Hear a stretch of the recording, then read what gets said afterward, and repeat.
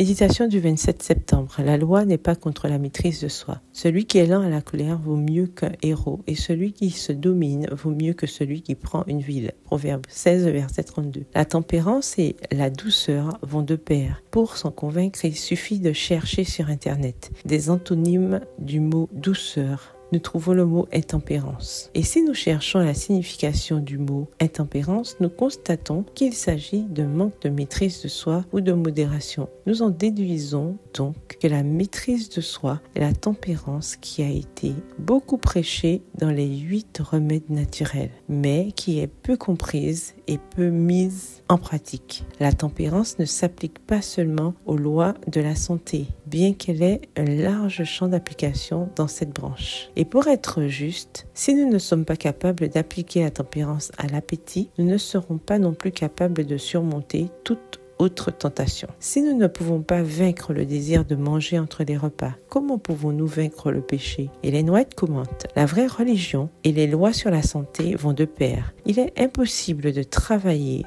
au salut des hommes et des femmes sans leur présenter la nécessité de se défaire des mauvaises habitudes qui détruisent la santé, avilissent l'âme et empêchent la vérité divine d'imprégner l'esprit. Extrait du livre Colporteur Ministry, le ministère du colporteur, au chapitre 21, à la page 131. Le texte biblique d'aujourd'hui affirme qu'il vaut mieux avoir la force mentale de maîtriser nos désirs que la force physique de conquérir une ville.